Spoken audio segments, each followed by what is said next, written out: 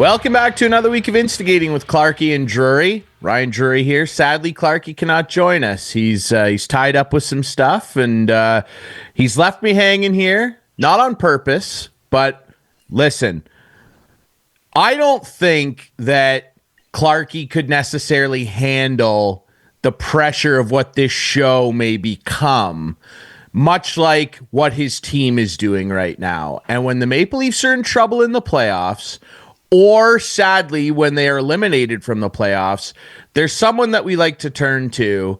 And I hope genuinely that next week or the week after, we're actually going to be off next week, we can have this guy back on and talk about a series win.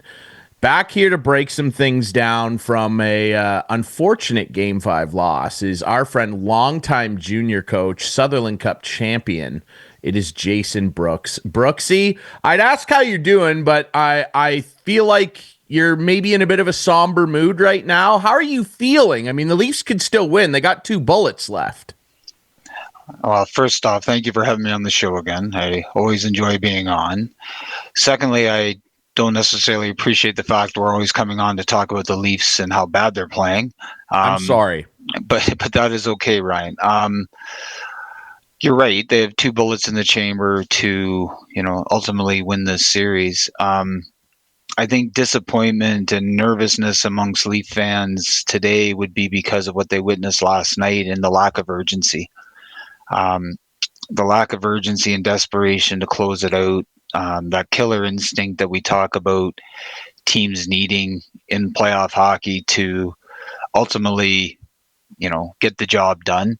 And especially out of your top guys, that I think the pressure, or I shouldn't say the pressure, I'm sure there is pressure for them, but the bullseye directly goes on them. And what we are seeing, I would say, today is that urgency, desperation, killer instinct of those big guys just was not there, and it cost them.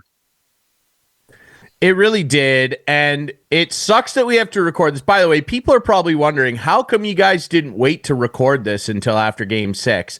Well, our schedules don't allow that, okay? As we record this on Wednesday, April 30th, the Hanover Barons are preparing to head to Napanee for a dramatic Game 7 in the Schmalz Cup Finals. I gotta go. I will be there. So hopefully when this show airs on Friday on Whiteman, the Hanover Barons will be heading to the Schmalz Cup Final against the waiting Essex 73. So that's why we're doing the show before Game 6 on Thursday. I would love it if we could have recorded then, but we can't. So we got to talk about where we sit now. And where we sit now is the Maple Leafs going up 3-0 and Ottawa punching back. Now, Brooksy, you talked about, and we always seem to talk about, the performance of the top guys. And I know that there are a large segment of Leaf fans that are tired of hearing about that. There are a large segment of Leaf fans that love to continue that conversation. I think that it still remains valid when you talk about that core 4 thing, because the window dressing around the roster has changed dramatically again. Like, everybody loved their off-season moves. And just about every new guy that they brought into the fold throughout the regular season, and really for the bulk of this playoff so far, have been very effective additions. Chris Tanev would be at the top of that list for me, followed very closely by Anthony Stolarz. Oliver Ekman-Larsson has been very effective in this series. You look at Scott Laughton has been good defensively. You look at the window dressing around the roster, and everybody seems happy with that. And so I think for the people that like to hammer on these star players, it's easy to fall back into that void of noise, if you will.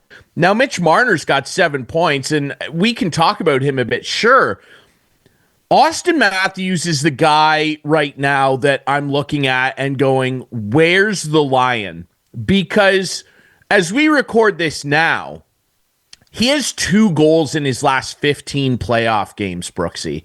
Mm-hmm. I keep getting told that this guy's going to break my boy Ovi's record, that he's the best goal scorer in the world. And I'm here to tell everybody right now that he's not. Leon Draisaitl is. And I know people are going to go, oh, well, what about the 69 goals? Leon Draisaitl has a 60-goal season too, and he always scores in the playoffs. The combination of what Draisaitl does in the regular season and the playoffs dwarfs what Matthews does when you combine the two. Leon Draisaitl is currently the best goal scorer on planet Earth. This guy's got to do something, Brooksy. And I get it. Yes, his analytics and his defensive numbers look fun. But I've been told that this guy's not Guy Carbonneau. Guy Carbonneau had great defensive numbers. He's supposed to be one of the best offensive players in the world. And when the chips are down, this guy is invisible again. How would you assess his game so far? Well, I can't argue with anything you've said. I don't disagree. And I think the thing is when you bring up a Draisaitl or you think of a McDavid, and I mean, Matthews being a first overall pick, and again, I know he's not Connor McDavid, but we see what McDavid does in Edmonton and racks up the points in the playoffs and puts a team on, like puts the Oilers on his back at times to get them through.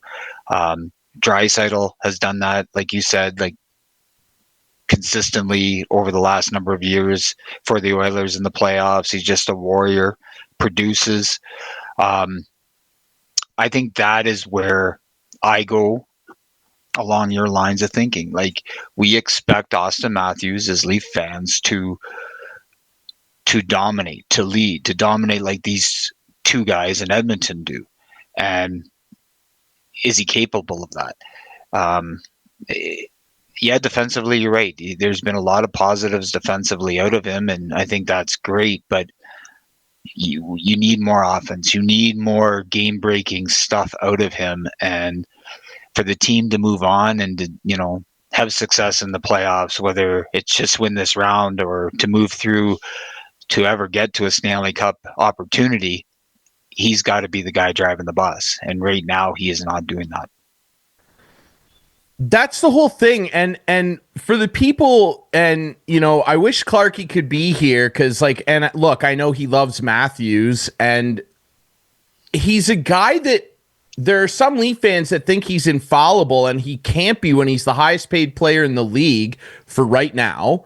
And you see him have 260 goal seasons under his belt, including a 69. He almost did 70.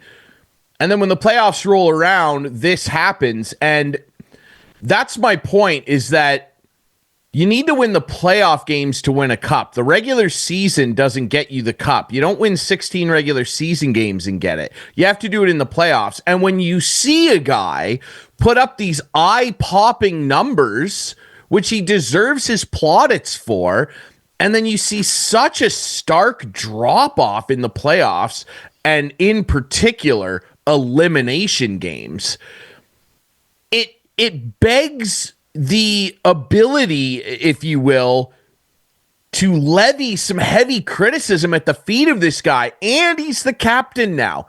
Mm-hmm. John Tavares, I think, has had a really good series. He's been effective. He's an older guy, and he's still got a lot of game left. He's won big faceoffs. Like, they're up 3-0, and the Leafs were out there with swagger. And even when they went to overtime in game 2 and 3, I was impressed and happy to see the confidence that was on that bench. Like, it didn't affect them at all. And then they go up 3-0. You're thinking, man, oh man, like, these guys are cruising. Last week on the show, producer Adam will remember, Steve Sabrin's on here with me, and we were like, there's no way Ottawa comes back in this series.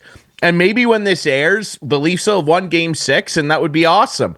But even if they win now, Brooksy, the way the last couple games have gone, does it instill any disbelief in you when they're going to have to go up against likely a Florida, who are up 3-1 as we record this?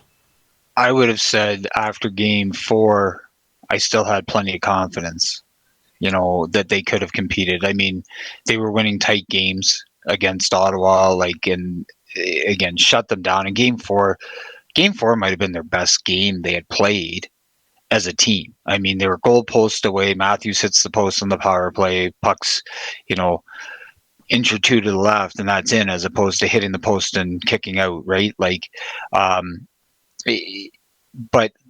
it's last night's game, Ryan, for me, watching it, that brings back all those negative memories of the past and what presents itself. I agree with you. Their confidence in those close games this year have been excellent. Like they've showed poise, they've showed confidence, they've stuck to the game plan, they haven't deviated.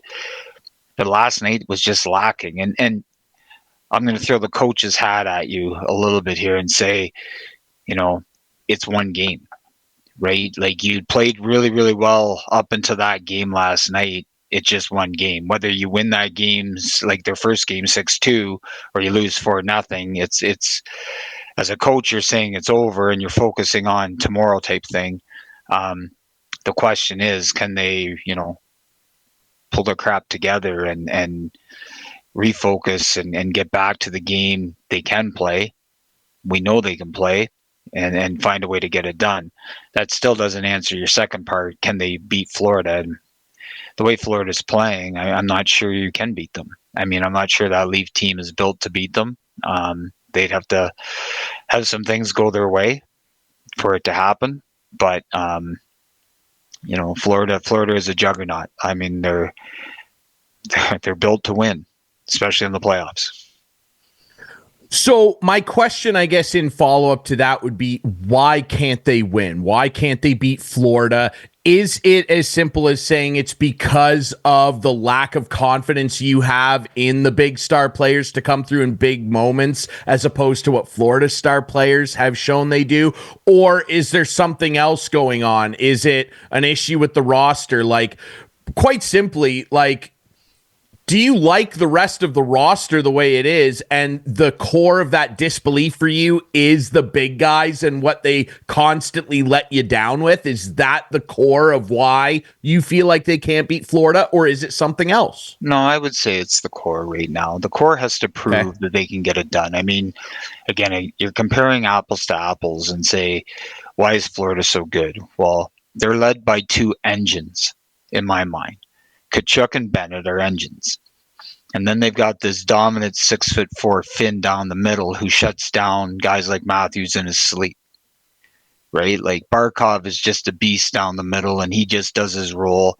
And then their third line center's Lundell, who, again, is a mirror image of Barkov, just not his profile, right? Like he's just a 200-foot player who does his job.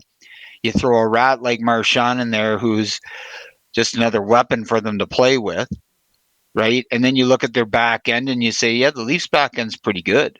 But Florida's is that much better with the size and the mutants back there that can move the puck and be physical. And, if you get through that, you still got a guy like, goalie. Give me the goalie. Bobrovsky. Yeah, that guy. I didn't want to screw up his name. But pretty good. But that's just it, right? Like, they're so built to win from Bobrovsky out through the D and up to the forwards. I mean, yeah, it'll be a lot of those profile guys in Toronto, those big four have got to be outstanding. And until they're outstanding, I don't foresee it happening. Yeah, they got to find a way. And I mean, it's the most broken record in the NHL. It maybe in sports right now. It is. It's these four guys and it's because they make all that money. They make all that money and they have these standout performances during the regular season. Marner finally hit 100 points and, he had a great regular season, like really, really good. And he's been good in these playoffs in terms of generating points and being creative and elevating the things that he's good at to an effective level, bar the performance by all of them in Game 5. They didn't lose Game 5 because of Mitch Marner. But that is the broken record, and it's the record's on repeat for a reason. Like, look, I'd love to come on here and talk about the great performance in Game 6, maybe even a 7, where Matthews rips home 2 and Marner's got 4 points and the power play cooks in a Game 6 or 7. Their Game 6 and 7 numbers, I don't have to repeat them to you. Like, look them up. They're really bad. They're both minuses, Marner and Matthews. Nylander, I believe, in career Game 6 and 7 is actually a +2. He actually is the one that usually shows up. And, for people that think that my Draisaitl Matthews comment is crazy, Leon Draisaitl's 7 years in the playoffs He's played 79 games, which is 19 more than Matthews, I believe. Matthews has played 60 career playoff games, if I'm not mistaken. Yeah, 60 across 9 years. Draisaitl's had 7 playoff years. In those playoff years, Leon Draisaitl in 79 games has 44 goals, 74 assists, and 118 points in 79 games. Matthews, across 2 more years, obviously the Leafs don't make the second round a lot, in his career games, 60 games played, 24 goals, a full 20 less than Draisaitl, who's played 19 more games than him, 30 assists, 54 points. He's not even a point per game playoff player, Auston Matthews. And again, people harp on this because he's Auston Matthews and he's supposed to be a number one center. I love the way he plays defensively. That's great. But he's the highest paid player in the league, and it's because he rips home 60 in the regular season. But he does this in the playoffs. Like, when I look at this on my Brooksy, I'm stunned looking at these numbers. Like, to have a guy that's making that much money and what I'm told by Leaf fans, and I believe it too, is a guy that's the heartbeat of this team, to not have him be a point per game player in the playoffs is stunning stuff. What is it? Like, you're watching him this year. We watch him every year. Is there a reason you feel as to why he only has 2 goals in his last 15 playoff games? Like, is there something about the way he's playing or his line plays in the playoffs that takes away from his ability to score? It's a good question. Like, what are guys doing to him, like a Barkov, guys like that are so effective in shutting him down? How are they doing it? Well, I think, like, when you look at a Barkov, and I mean, I would even say Ottawa, just look at Ottawa, what they've done. I think they swarm defensively a lot more on him and take him away. And they're saying if somebody else can beat you, they're going to try to let somebody else beat them and not let him be the guy to beat them. And I think that's the key across the playoffs. For Toronto, moving like from the past, is with Matthews, they're going to take him out of it, right? Eliminate him as much as you can and say, okay, Mitch, you do your scoring, or Matthew Nyes, you do the scoring. And to Nyes' credit, I think he's played exceptional for them. I really do. I think Matthew Nyes has been maybe their best player. Yep. But that is a big thing. Is and you can say Matthews hasn't done it and whatever. This is where you do need somebody else to step up, or need a couple guys to step up and say, you know what, let's pick them up. They are playing him maybe harder than normal. In the regular season, as you know, Ryan, like, there's a reason why these guys like Ovi and Matthews score in the regular season as much as they do. It's just not as tight checking as what it is in the playoffs, right? I think defensively, they get the matchups they want. I think that Shane Pinto has done a heck of a job when he's been out there against that line. His speed and his ability to, get his stick on Matthews and in lanes, defenseman blocking shots, but that's still on Matthews. He's got to fight through that and find a way. I'm not giving him the green light to say it's not his fault. I'm just saying, I think as teams go, as a coach, I would be preparing and saying, Auston Matthews is the most dangerous forward on their team. When he's on the ice, you got to know he's on the ice, and you got to eliminate him. Force Marner to shoot. Does Marner like to shoot? No, not generally. Right, and that's the thing. He's looking to make that pass. He's looking to make that extra play. I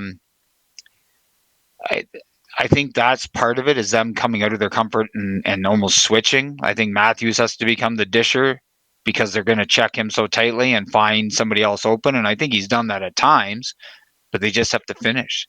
They got to finish. And part of it too is the power play. I mean, when you look at Draisaitl's numbers, I'm going to guess a lot of those points come on the power play in the playoffs.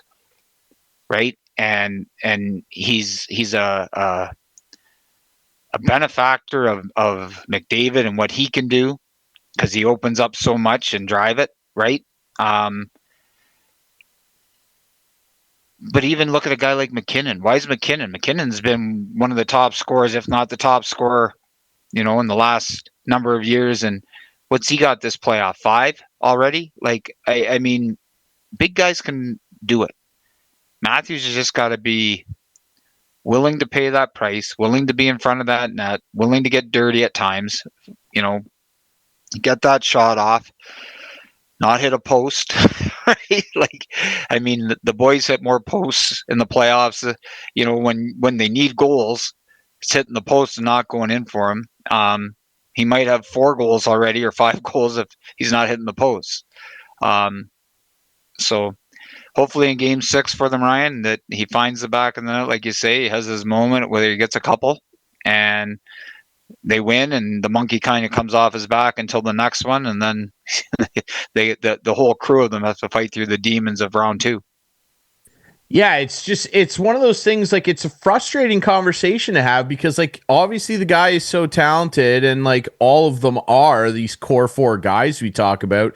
It's just that, and like, look, as a guy that's not a fan of the team or anything, like, I'm trying to be as objective as I can when I look at this. Like, I'd love to see the guy have success because he's such a fun player to watch when he's hot and he's ripping pucks and shooting. Like, he scores, his shot is so rare. Like, 99% of the league doesn't have what he has. And so if he had these numbers, 54 points in 60 career playoff games, and he was a second line center making $8 million, people would go, what an unbelievable player. What a great second line player that guy is. What a luxury. But he's not, though. He's supposed to be, I'm told, the best goal scorer in the world, which I firmly at this point just do not believe he is when you combine the fact that the playoffs are a factor. I don't know how anybody could argue with me on that. Go ahead. I'm just going to chime in because, I mean, you lived it in Washington for all those years before they won that cup. I mean, Ovechkin was supposed to be the best goal scorer back then as well.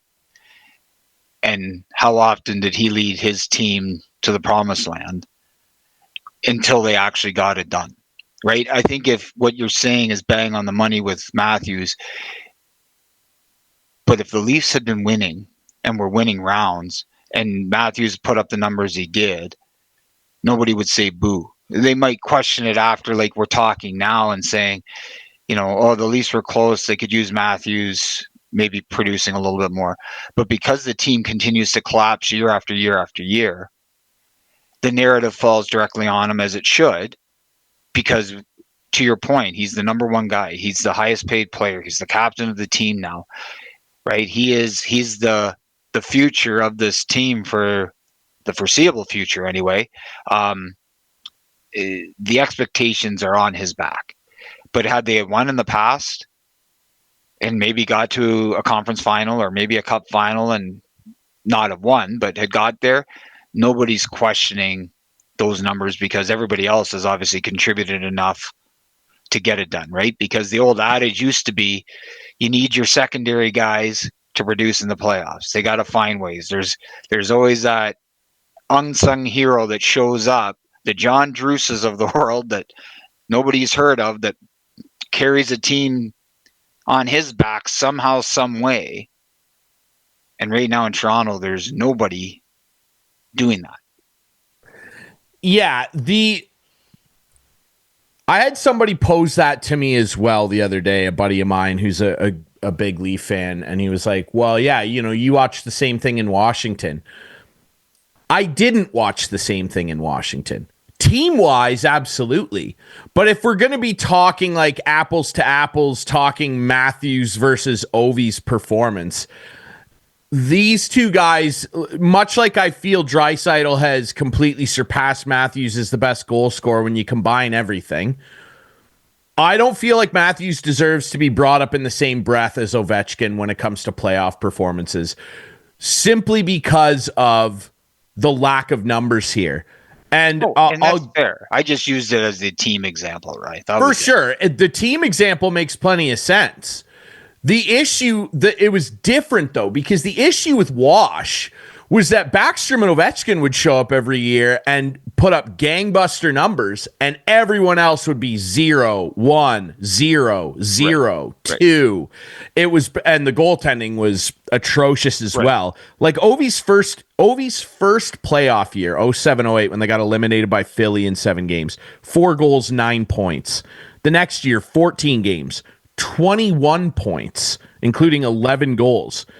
10 points in 7 games, 10 points in 9 games, 9 points in 14 games in 2011-12. Boy, that's a bummer.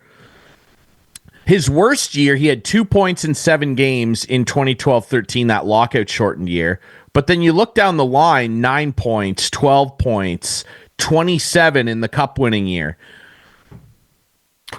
I can't find these numbers with this guy, with Matthews. Where are they? And honestly, it's my stupidity as a guest on your show to be questioning Ovi. No, it's not. It's not. But at the end of the day, you're right, right? You're right. Like with those numbers that Ovi was putting up, that again is a top end player for a team in Washington, being a top end player. Right, win, lose or draw, he produced. He produced, and that is all you are asking of Matthews to do for what he's being paid and what, again, captain of a team, leader of a team.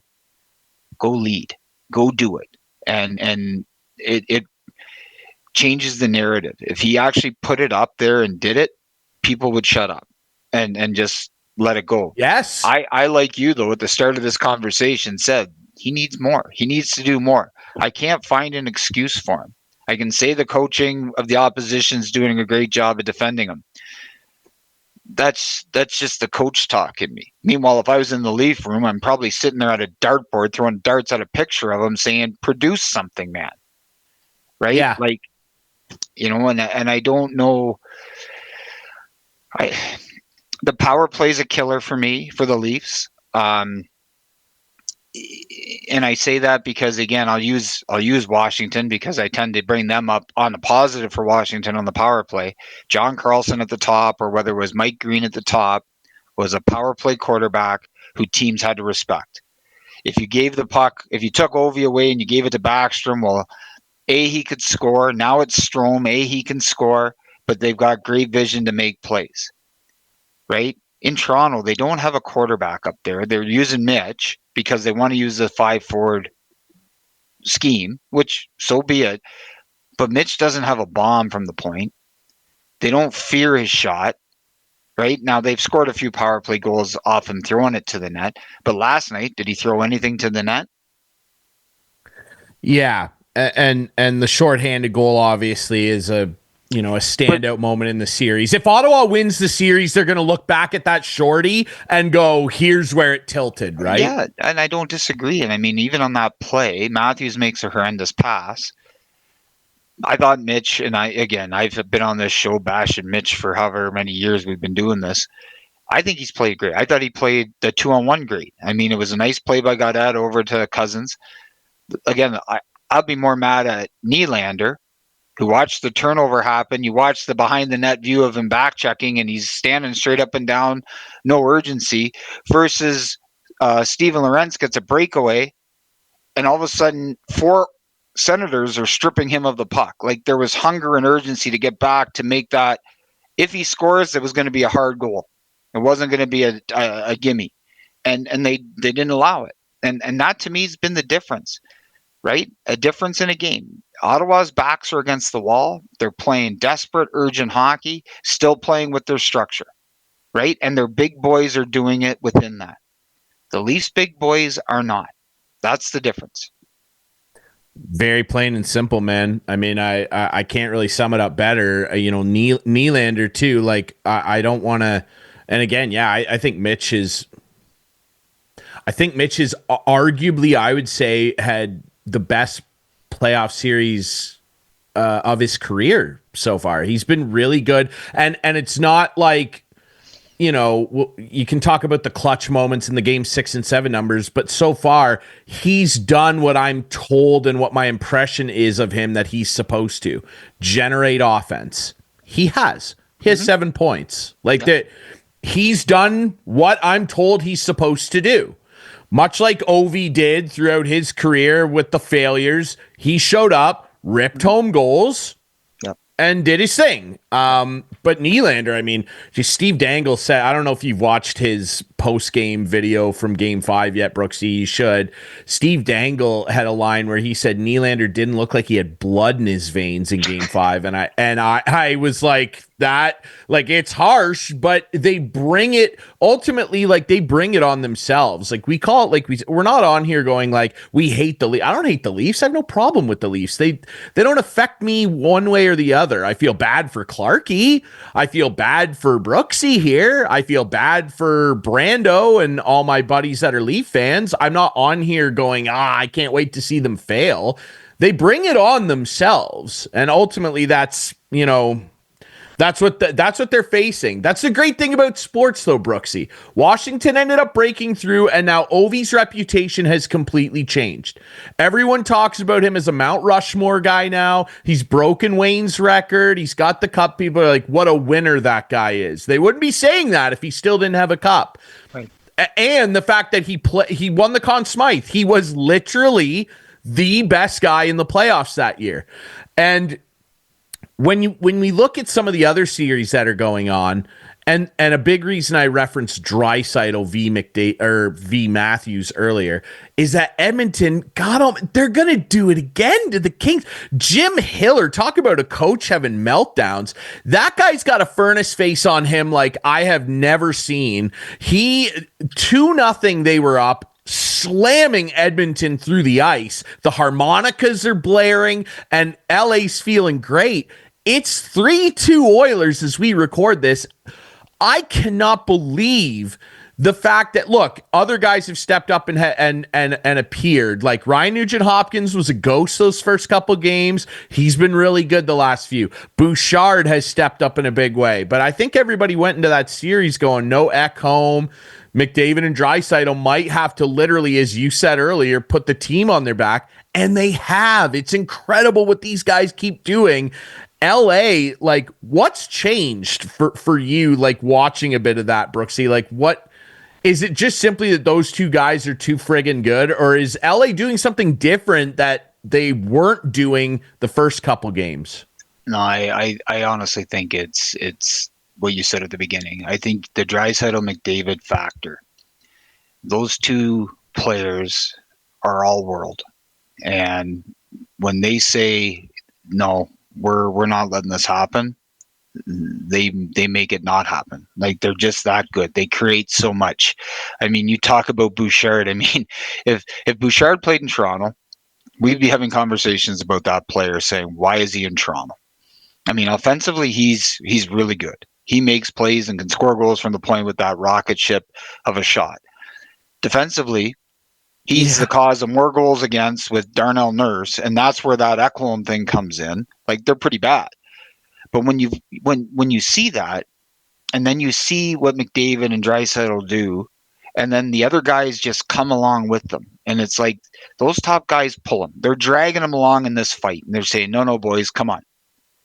Enough is enough. Like, for Leon Draisaitl to snap on the bench in the one game where they're getting blown out, and in the intermission, I guess he snapped again in the room. And then they go out there and score what they do and get it to 5-5. Only, unfortunately, give up that last goal in whatever 30-some seconds left. But those two guys literally carry that team. They are carrying that team. And, again, when you compare the Leafs to them, that is not what we're seeing under the best, right? Like, and that's a prime example. Well, it is. And, like, the fact, too, that, you know, like, I look at McDavid, and I know, like, they're Oilers, so everybody would go, like, Gretzky, Messier type thing.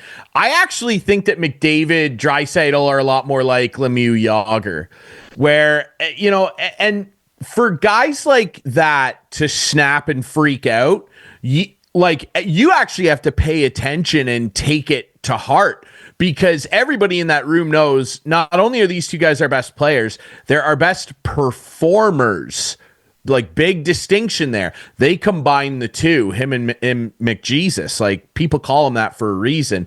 But Draisaitl is actually the guy in the playoffs that is the true driver. And you actually have to pay attention and go like, geez, Leon's really mad. We better up our ante here. I don't know that you necessarily get the same reaction or respect in the Leafs room when, like, if Matthews snaps, because I think there'd be the odd guy, maybe, you would hope not, in the room that would go, well, what is that guy doing? Like, he's supposed to be scoring, and like he's got 2 goals in 15 playoff games. I don't know. We're not in the room. I don't know.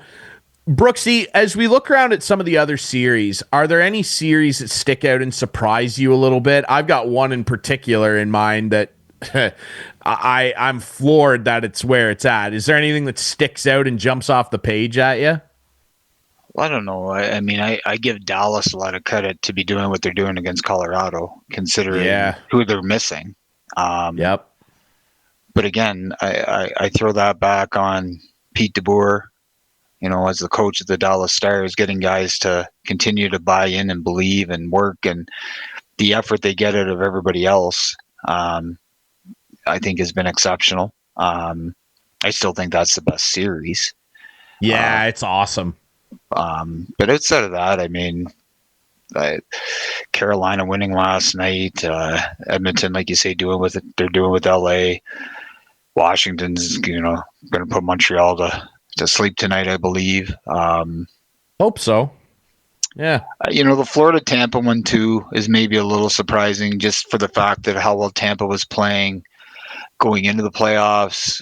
Florida then going into Tampa, winning both of those.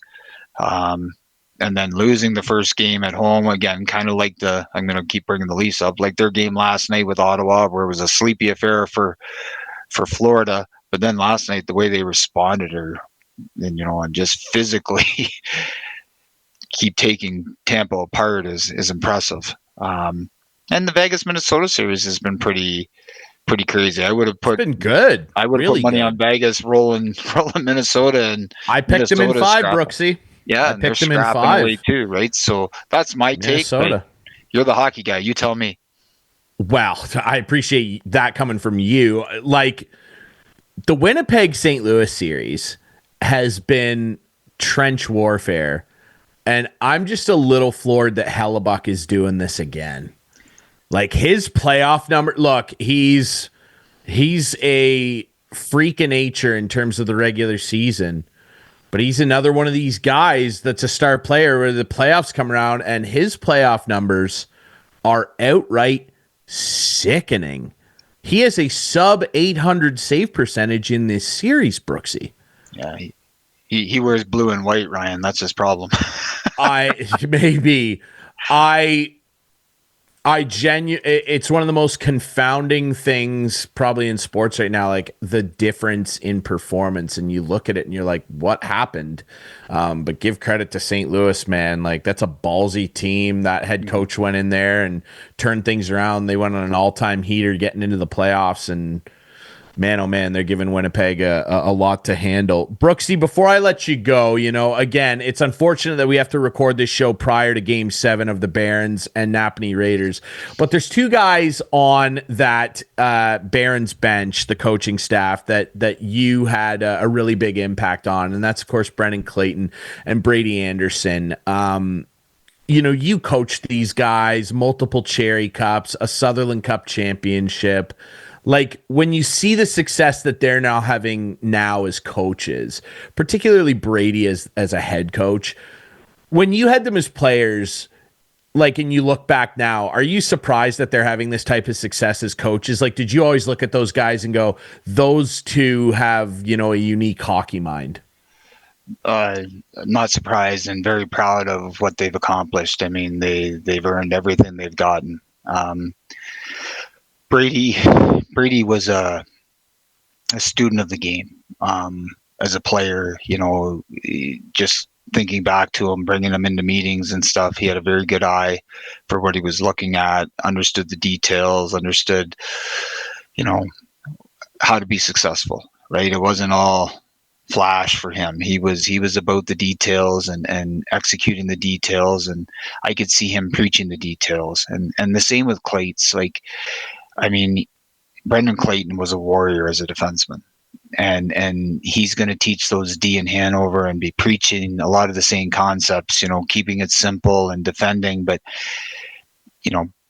Clates can speak to it, right? Like that, he lived the game. He wore the game. He wears his heart in the sleeve as a player and as a coach.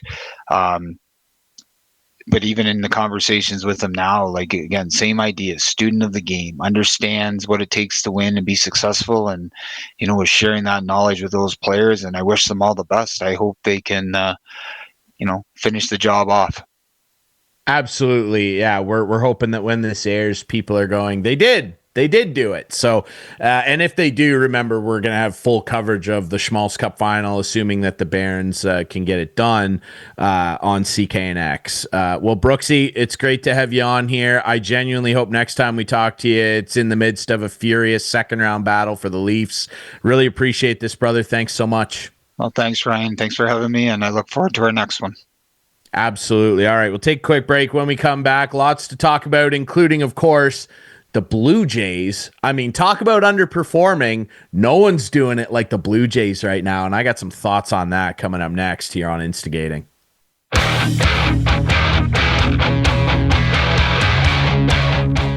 Welcome back to Instigating with Clarkie and Drury. Ryan's still with you here. Clarkie's going to be off for a little while. I'll address that now quickly. Clarkie's going to be off for a little while for personal reasons. When he's ready to talk about it, he'll come on and talk about it. But we won't see Clarkie for a little bit, so I'm going to hold the fort down here. And we got to talk some baseball. And I mentioned at the end of the last segment, and when we do that on this show, there's one person in particular we like to turn to, and that's your friendly neighborhood Toronto Maple Leafs beat reporter for the Toronto Sun. Toronto Sun. Get the Sun. Careful now. Right? Careful now. It's Rob Longley. You are instigating. Mr. Longley. You are totally instigating right now. That was an unintentional instigating. Yes, that was an unintentional instigating. And speaking of unintentionally instigating, boy, the Jays did that to us the other night with a gigantic comeback win that I don't think many people in the building or that have been watching the team this year saw coming against the Red Sox. Before we dive into the 6-0 comeback with Alejandro Kirk's extra innings dramatics and Anthony Santander finally flashing his power, overall so far this season, Longley, like, they got off to a pretty positive start. And even when they hit 500, people were going, boy, it's incredible they're doing this with the top three hitters basically doing nothing. The only problem is that seems to be continuing. What is your impression of the way this team is playing so far, and where are all the shortcomings here? Well, man, how long do we have to discuss it? They're an exhausting team to be around, whether you're covering them, whether you're playing for them, or whether you're a fan following them. Let's start with it. This is the simplest way to answer the shortcomings of this team. How can a team with a $250 million US payroll not have a leadoff hitter, not have a cleanup hitter, and not have a fifth starter? I mean, that answers a lot of your troubles right there.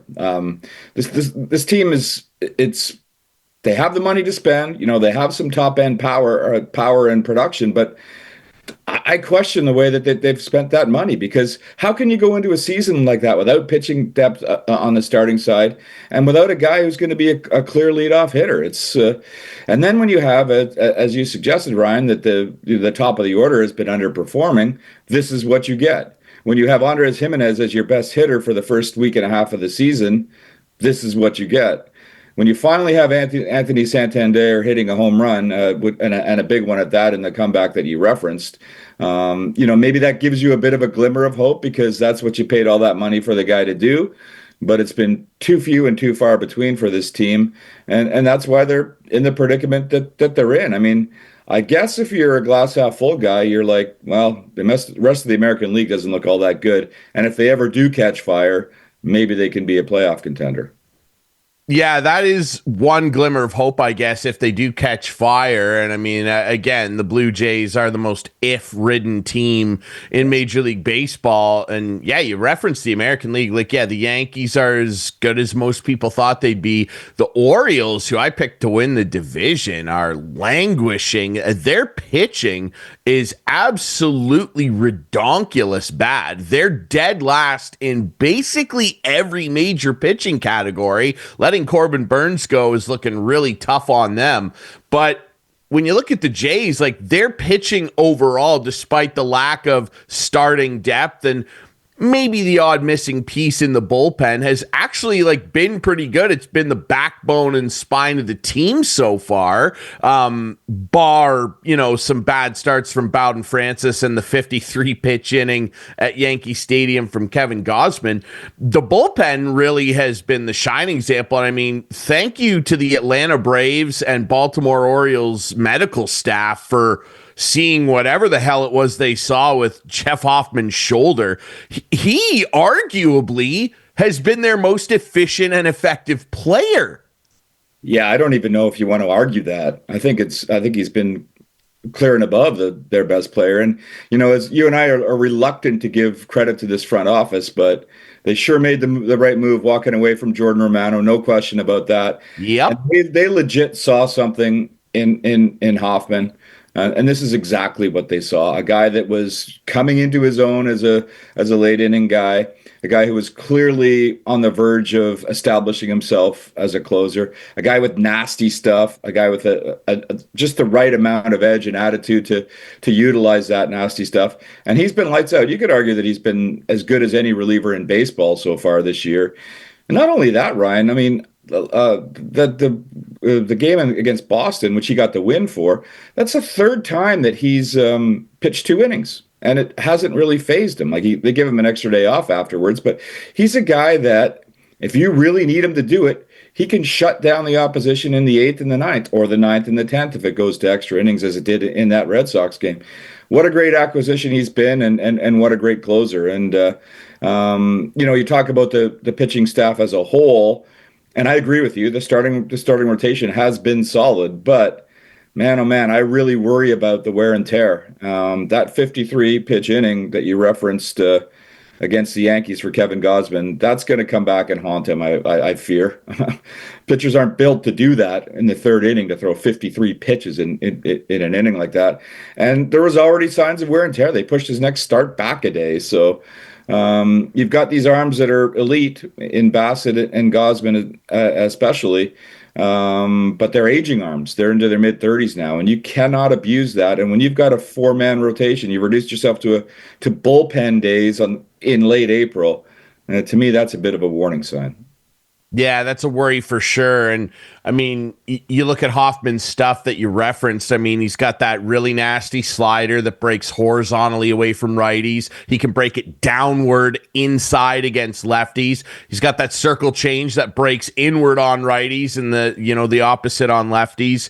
And he's got that fastball. And I mean, his pitch mix has been really, really excellent. Location too. His location is outstanding. It's insane. Like, he is as dialed as anybody.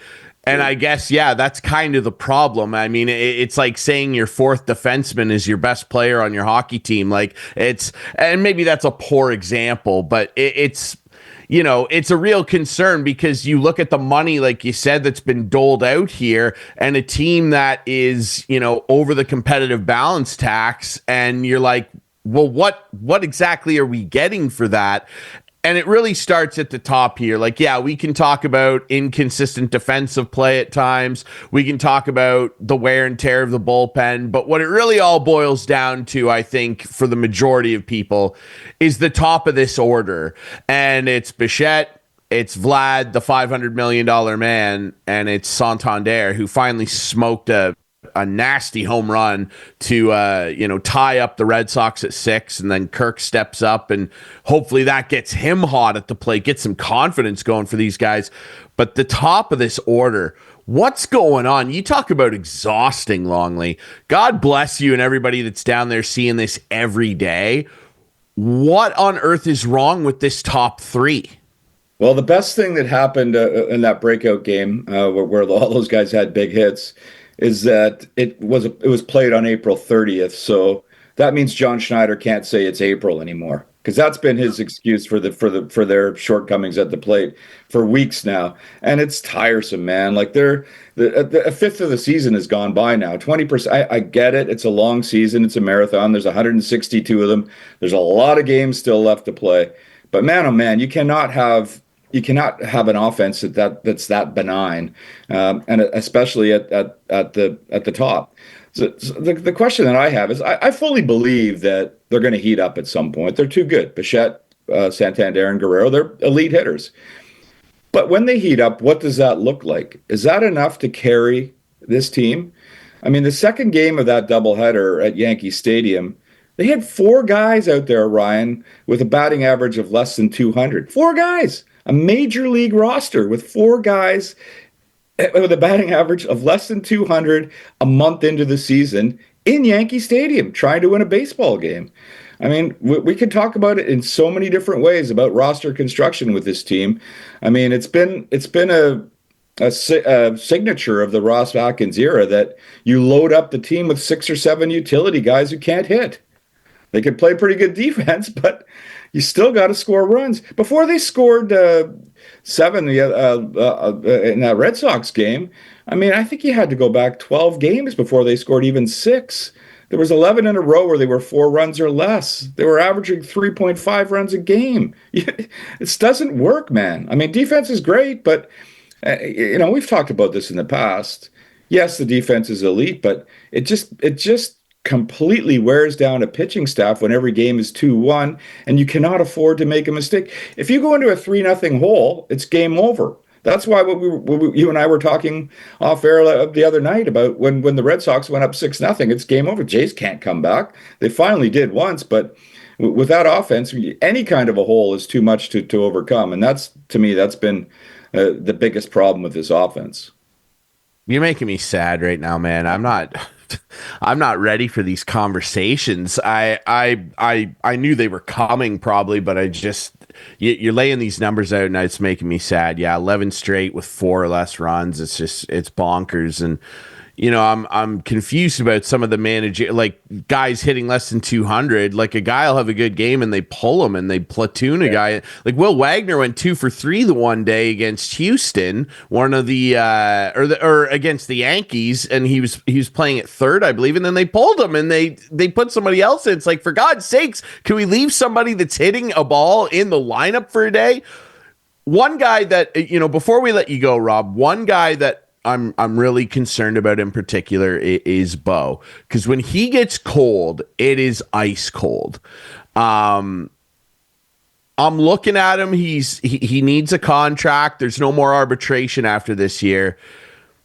Sell me on why you think that he should remain a Blue Jay after this, if you do believe that, and what that contract looks like, because even in the home opener, like defensively, he's had his shortcomings too, and he sailed one over top of first base, an error right away in the home opener. Do you believe this guy should be and will be a Blue Jay beyond this year?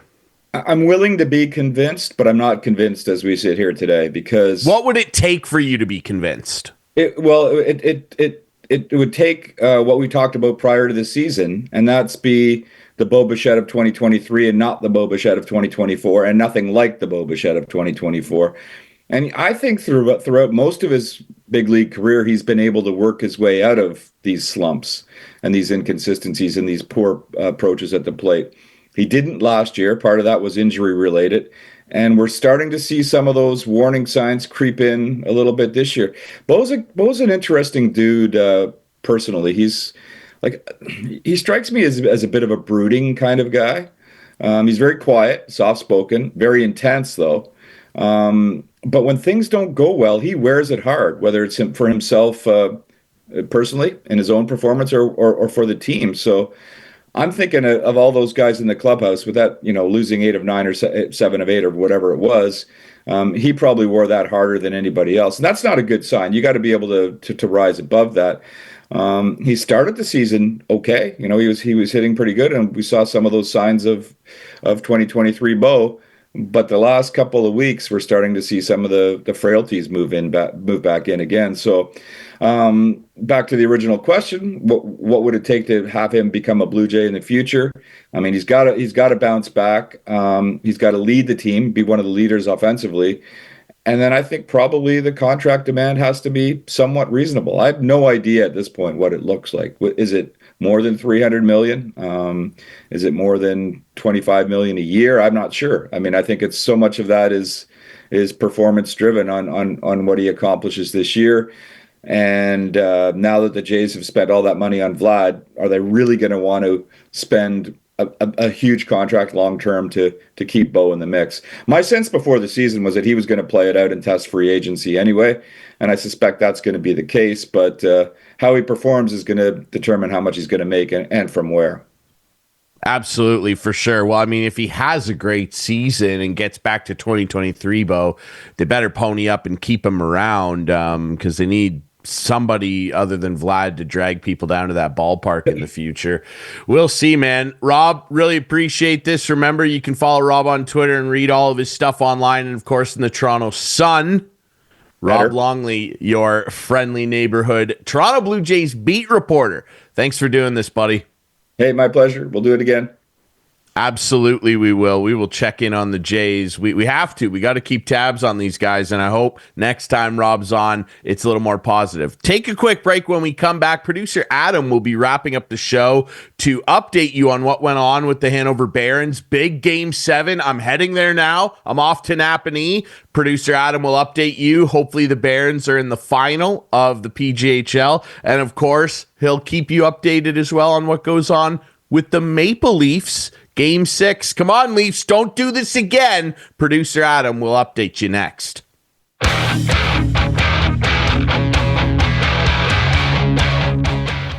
Thanks, Ryan. Wrapping things up here on This Week of Instigating, and I'm Adam Olivero, out from behind the producer's chair, and in here Friday morning to wrap up some of the things that we were talking about on the show, update you on the latest on some series that we were following closely.